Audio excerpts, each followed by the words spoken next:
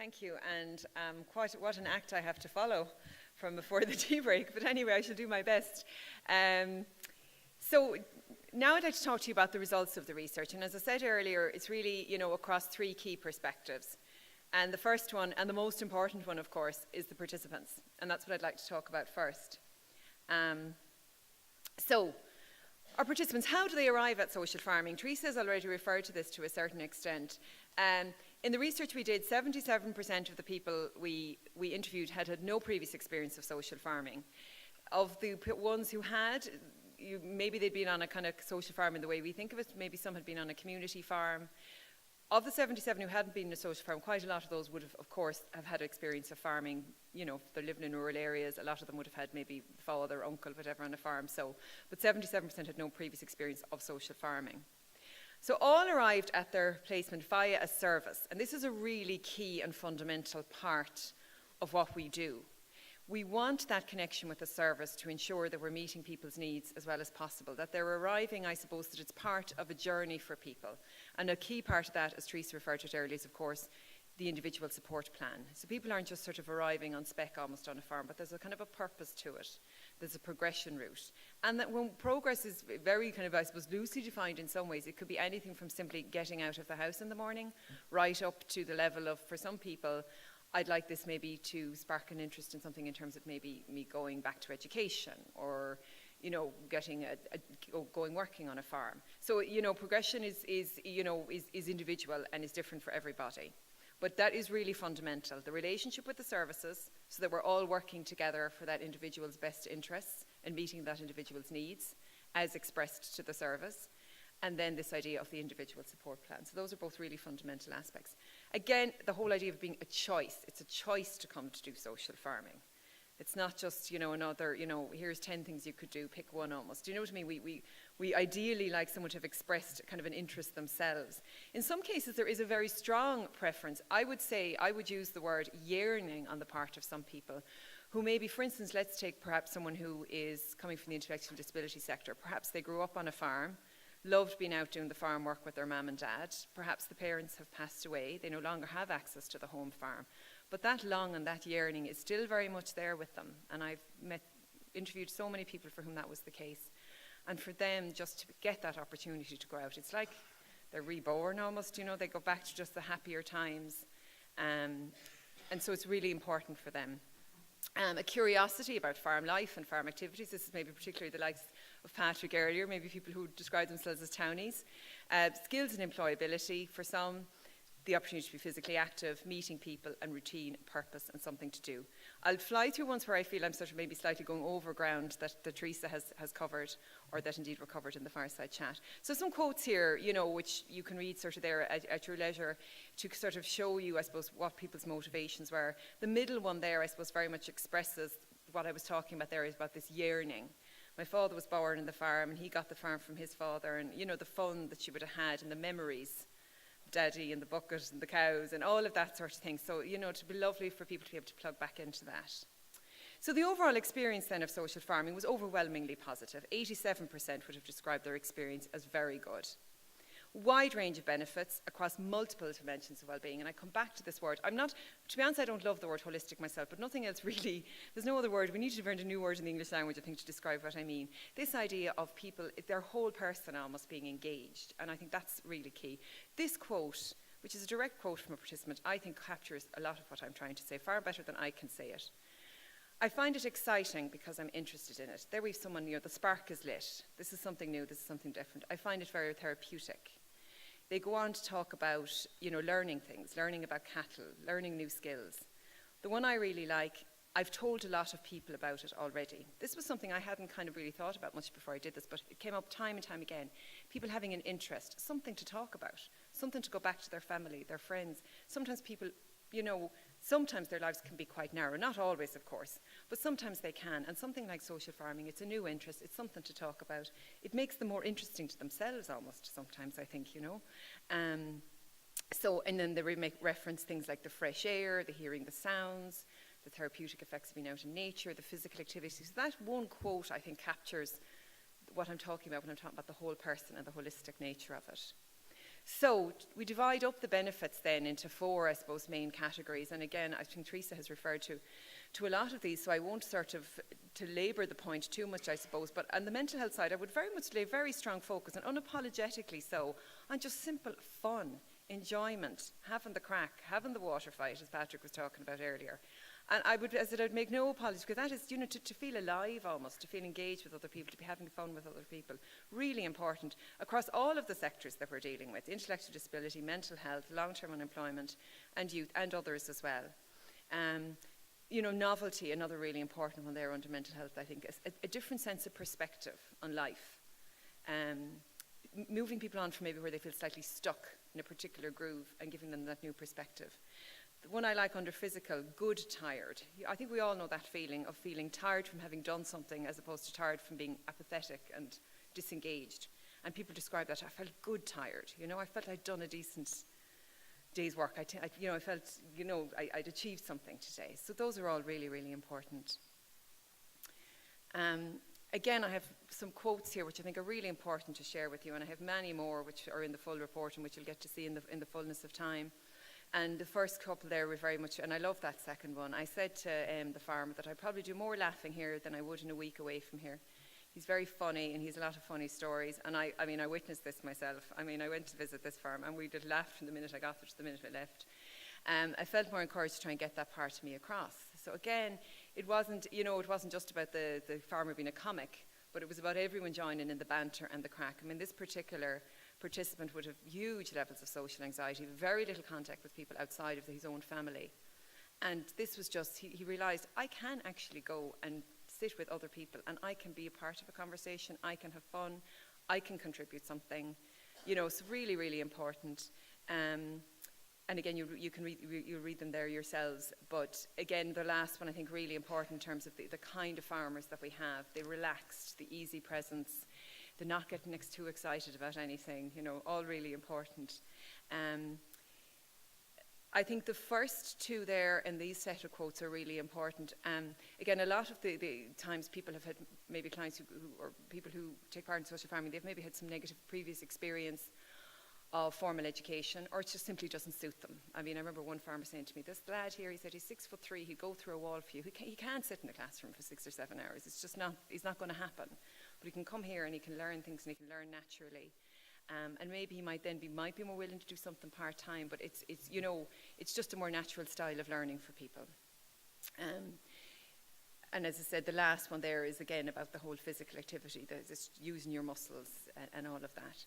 So any suggestions then to the social farming experience? Well, the vast majority couldn't suggest any improvement. One person said, well, you can't improve on heaven, and I feel like I'm in heaven when I come out here.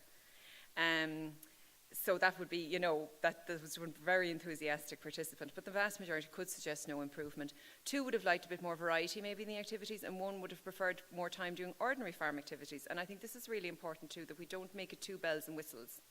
That we keep the focus on doing out in the farm, doing the ordinary things, And Teresa referred earlier, that maybe there's some social inclusion work in it, and going out, going to the mart or doing whatever. But it's really important to keep that ordinariness as well. For any complaints or criticisms, I suppose, would have very much focused on the idea of the limited nature of it. People would have liked to have gone more, they would have liked to have gone for longer. And in a small number of cases, smaller number of clients, they would like to go on an ongoing basis. So, the impact of social farming on people then, 66% had made some changes to their lives. And the kind of things we'd be talking about there would be, an increased sense of motivation and a capacity to undertake everyday tasks. Teresa has very much reference to that. Greater levels of self-care around things like diet and exercise and sleep, improved social interaction and confidence, and an improved clarity, a new kind of perspective on their own life and their own situation, and maybe what they could do differently.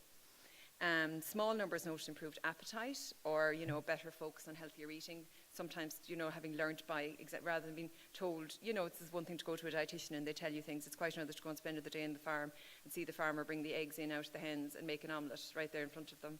And we have a farmer here today who I believe is I hear great things about his omelettes, and he knows who he is. But so I think there's a kind of a learning by doing aspect to that as well. And much larger numbers noted improved sleep patterns, and that is a combination of the fresh air, the exercise, the doing something different, a reduction in anxiety levels. That's a huge thing, that people feel less anxious having been on the farm. And 80% felt they had achieved the goals they had set for themselves before starting. I just very quickly want to share with you, this is, just to show that it's not all just qualitative. We do some level of kind of what we might call more quantitative analysis as well, and we're working continuously with kind of OTs to do so. We have here just one, an OT assessment, an OCARES one, from a male 58 who attended 7 out of 8 social farming sessions. You can see there the ones that are shaded in green. I know it's very hard to read possibly, but they are the ones where there was basically, Teresa would be far more, there was basically an improvement. This person went from operating at a level which inhibited occupational participation to one which allowed occupational participation. And you can see there the various dimensions across which that happened in only, you could say 8 weeks, which is, I think, really quite a significant improvement. So future plans then, 52 of 54 would like to continue their current social farming placement or indeed do another. Because of the things we spoke about, they got into good routines and habits and friendships. The friendship, the very important one, the relationship with the farmer and enjoying farming and nature. Future plans outside social farming then vary obviously hugely according to whatever sector the person is coming from. When we look at something like mental health, we are talking about things like, wanting to be more socially integrated, take part in more social activities, self-care, well-being, and then sometimes employment or education. Long-term unemployment in youth, a strong focus on education and employment opportunities, which maybe either present themselves or which people may feel more confident in pursuing on foot of having taken part in social farming. And then from intellectual disability sector, maybe this idea of continuing to do social farming or something like it, combining it with other commitments and activities. And Noreen, who's going to speak later, will talk very much about that. Sometimes people come to social farming from the intellectual disability sector. They've lots of other things going on in their lives. They're volunteering, they're working a day a week somewhere, but they love that social farming. It's a really important part of their weekly routine. And you would like to maybe continue doing that or something similar. And I believe also what happens often in services is people go back and maybe, contribute more than they would have done previously to kind of planting and having window baskets and all of that sort of thing in their own services because of the skills they've learned. And the last quote there is, again, it's a youth participant, and it's very much about that whole idea of progression and doing up a CV and all of that sort of thing. So that's kind of our participant perspective. It is a flying visit, given the time allowed, through our participant perspective. There's a lot more to say and a lot more material there, but I just want to give you an indicator of the kind of things we're finding out, which of course is that it is overwhelmingly a very positive experience, and crucially progresses people from point A. It's not just a nice place to spend 8 weeks or a nice place to spend 10 weeks or 12 weeks. Even if it's that, for some people, that in itself is valuable, of course, and it's a break, and it's something new, and it's something different. But in an awful lot of cases, there is that strong level of progression, which is really fantastic and what we really want to see, and that's why we have our individual support plan and all of that. So the farmer perspective then, well, the first question is, who are our social farmers? Well, again, there's a wide variety, but we can kind of say, for the most part, the great majority, are small to medium-sized operations. None would be what I would describe as farming intensively, or at least one side of the operation where the social farming happens isn't intensive. So they have the time and the space to incorporate social farming. It's really important. Any of the farmers will tell you, the day people come to the farm, you have to kind of give that day to the social farming. And you have to be prepared to be flexible and adapt. You might have an idea of a little job you might get done, but that might not happen on that particular day. So they can't be on a very, tight schedule. There has to be that kind of ease. Most are mixed operations, offering wide variety of activities and capacity to meet a range of preferences and interests, really important. And many have additional skills like woodworking or cooking or preserving or whatever it is, or, a really strong knowledge of nature and ecology, and they're passing that on. And again, our farmers typically, have a strong emphasis on the maintenance of traditional farming skills and equipment, possibly on organic or chemical-free agriculture, strong emphasis on heritage and ecology, and on animal welfare. I would venture to say that the holistic approach that I think a lot of the farmers we work with have to their farm extends to their view, I suppose, of human relationships. And the two are very much interlinked. That would be something I would get a strong sense of. That, as I said, they just have a particular mindset or way of looking at the world, and it all kind of fits together almost, So an important one there too is having, in most of them and all of them, and it's something that's really important, is to have access to some sort of an indoor space that's a really practical one, so you can do things on wet days. Levels of family involvement varies widely. 7 of 15 farms studied is essentially a two-person operation, with people doing things according to their skills and their interests. Most have some level of input from family or neighbours. Our more experienced social farmers would tend to have slightly less, because I suppose they are more experienced, they're more confident, they kind of know what they're doing now, they kind of just get on with it, you know. An interest within a family can really shift and evolve over time. I mean, I know that they're here today, but you know, they would have spoken at the beginning. It was very much one person's baby, you know, and it was their idea, and they were really enthusiastic. And you know, they wanted their part of the operation, which was horses, to kind of very much, you know what I mean? They thought that was how it would work out. But then participants come onto the farm and they express an interest in cattle. And then suddenly the other person, you know, is drawn in, and that can work really, really well. And sometimes it's not always the person who was the most enthusiastic and who pushed it is the one who ends up, you know, very much pursuing the social farming. It very much depends on what participants arrive at a particular time, and as I said, on what their interests are. So it's lovely to have that. It's lovely to have that, you know, options. You know, as I said, single farm, you know, farmers on their own do social farming, but it's nice sometimes when there's that mix and there's other people involved who can add something and add an extra dimension. Sorry. So from the farming perspective then, the benefits of social farming, all would describe that their experience is good or very good. Very strong sense, and this is the most important finding, I would say, from the farmers' perspective, the most important benefit, the sense of personal satisfaction from making a difference in people's lives. And I think that cannot be underestimated, and I think Mike said that, again, far better than I can say it. Better use of the farm and its assets, and indeed seeing this farm and its assets maybe in a new way and what people have to offer. Additional income, obviously, and meeting our kind of rural development objectives. This whole idea of maintaining, which I think we all would agree is precious, that model of the small family farm, which is very much embedded in and part of our rural communities, and I think we all have an interest in maintaining that insofar as possible. You know, bringing new life and energy and a new perspective to the farm. You know, people have amazing, I mean, some of the farms, I can't believe the assets that they have. I mean, I grew up on a farm, and I always thought my parents had like nice buildings and nice, and like they're in the halfpenny place compared to some of the farms. You know, in terms of just what people have that they can work with and they can work in. And obviously, you know, one of the things farmers talk about is they get the opportunity to do a lot of those jobs, and all farmers have them that are all put on the long finger, the things that would be lovely to do, but they never felt they had the space and time to do. And social farming gives them that opportunity. The friendship and social connection and the reduction in isolation. You know, I've referred to this earlier, farming can be an isolating job, and social farming has a role to play in connecting farmers and participants, farmers and services, farmers with their neighbours. Often I heard stories of, oh God, Mary dropped in with an apple tart. She hadn't set foot in the farm in 3 years, but she heard we were doing social farm and she dropped over an apple tart. Lovely for the participants to see that, neighbourliness and all of that, and lovely for the farmers too. One important element of, I suppose, our governance and how we manage social farming and social farming in Ireland is this idea of training, and farmers who take part in social farming are trained. They have 2 days training with Social Farming Ireland. Largely positive response, to that training from farmers. Very positive response, really, in terms of, you know, the peer learning opportunities, the flexibility, all of that. Some criticism about, you know, maybe repetitiveness or relevance in some areas. You know, some people, if they don't have large animals, for instance, they don't necessarily want to hear about handling cattle and participants and all of that. And I think a really important element too, that, you know, both for us and for the farmers, the training is just one element. There's also the work with the rural regional development workers, there's the local knowledge, there's the references we get for farmers. They're all come together to get a farmer ready, confident, prepared to do social farming. And at the end of the day, all the training in the world won't make you a good social farmer. You know, it is a mindset. I think it's a way of looking at the world. It's a way of being with people, all of those sorts of things. So, you know, training doesn't make up for all of the other elements that go into that and the local knowledge. I'm not going to talk about induction because Teresa has already referred to that.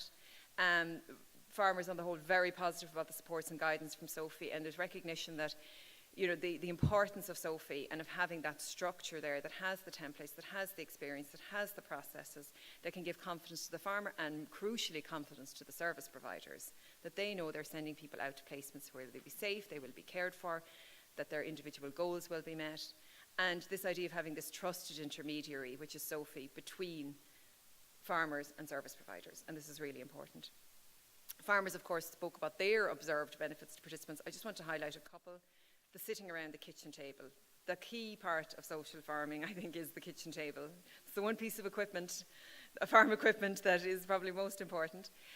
A different way of life, new experiences. One remember a farmer telling me that he had a lad come out to him who had never, he'd been kind of, well, let's be honest, mammied within an inch of his life. He'd never made a cup of tea. He'd never, by the end of the placement, he's making soup. He's delighted with himself. Do you know what I mean? A new experience, a totally different outlook on life, going into a different farm, different family, and seeing how other people do things. And the farmer and Mike refer to this as a potential source of guidance and support. Essential qualities then in terms of the character and personality, I just have listed some of those there. And, you know, a couple of them are like the sense of humour, the sense of fun, I think is really important, a sense of perspective. I said you can read them there yourselves. I won't labour the point. From the farmer perspective, then some of the challenges and barriers, you know, sometimes they feel maybe there's a long time lag between, you know, expressed interest in placement and them getting to do a placement. Lack of certainty in funding, could social farming become overly bureaucratised, and then frustration on behalf of some participants who they have worked with, who know that this is 100% the main thing in life that they want to do, and yet they're kind of tied into services, and the services, you know, won't fund it, and all of this sort of thing. So that quote kind of expresses that well. But really, I think the overall experience of farmers of social farming is overwhelmingly positive, and all plan to continue doing social farming, and indeed are continuing social farming as we speak. So these interviews would have been conducted last summer and last autumn. So moving on then finally to the service provider perspective, what is the institutional argument for social farming? Aside from the kind of, I suppose we might call the more generic benefits, which I've spoken about already, which from the farmer and participant perspective, you know, what distinguishes, I suppose, social farming compared to some of the other options that may be available to the people that services work with? So the first, I would say, and this is really important, that people are on social farming placements, they are meeting their development and progression goals, but in a very enjoyable way and with a really light touch.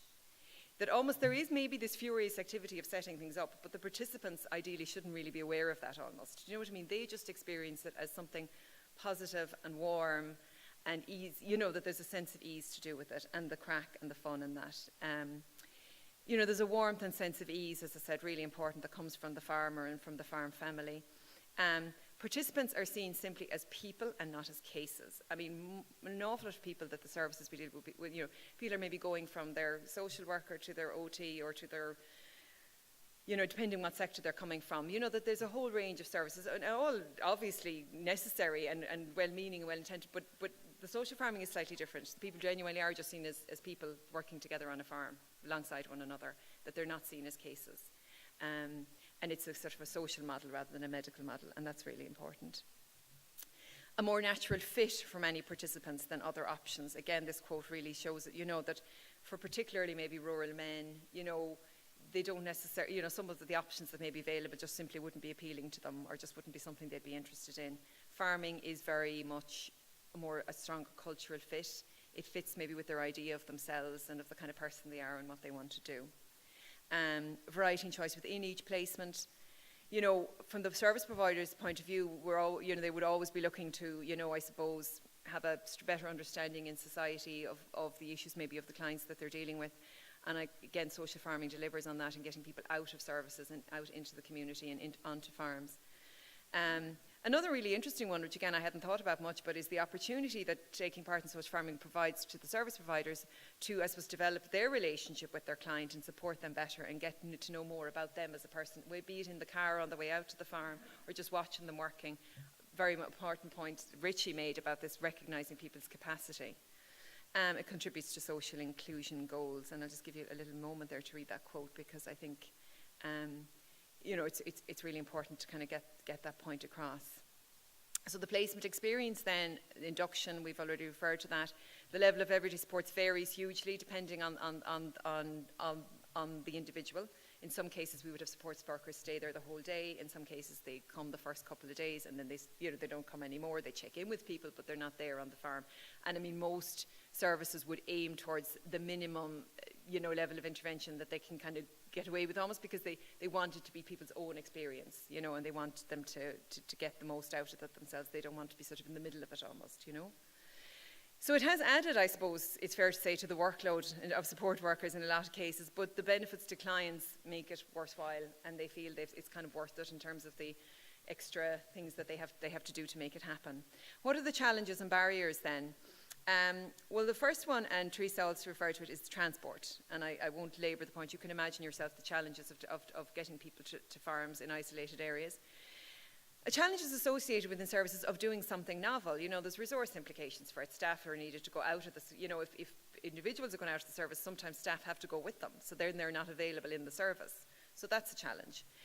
Transport, you know, having to get gear. I mean, I had a lot of, like, OT say to me, like, I never had a pair of wellies in my life and I had to buy one. And, you know, even that, you know, going from maybe one sector to another, you know, she's at a meeting in hospital management in the morning and then she's out, you know, forking silage in the afternoon, and it's quite a, you know, so there's a bit of a, but really enjoying it, but it is different.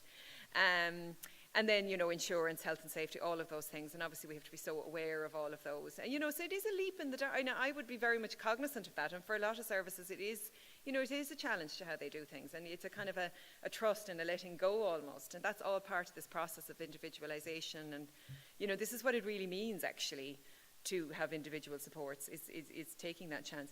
And a recurring theme, a strong desire to maintain the ease and naturalness of social farming, to not excessively monitor or bureaucratise it, to not lose what's special about it.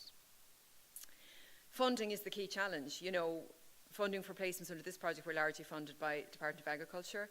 Otherwise, funding is assembled at local level through a variety of means which are listed there.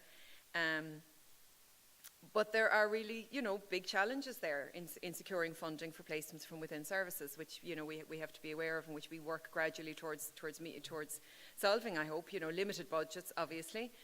The level of additional supports that are sometimes needed. It's a novel choice outside of maybe current organisational cultures and budgets. And I think it's fair to say that in a lot of services, having clients or people that they work with go out to social farming is still on top of rather than instead of current supports. You know what I mean? So the money has to be found somewhere to get someone to do social farming. The money isn't coming from necessarily core budgets. So that's a challenge. But there is a strong commitment to finding ways to solve this, because I think people anyone who experiences social farming can see how it works, and they're really anxious and want to make it work. And it's strongly in tune with where services want to go and ideally would like to go. And just give you a bit of time to read that quote, because again, I think it's really important, especially now we're trying to meet the new directions. This is just in relation to intellectual disability, but I think it has relevance to all sectors. For the people we serve, it's not all about lovely buildings and lovely programs. It's about exploring this type of thing that works for people.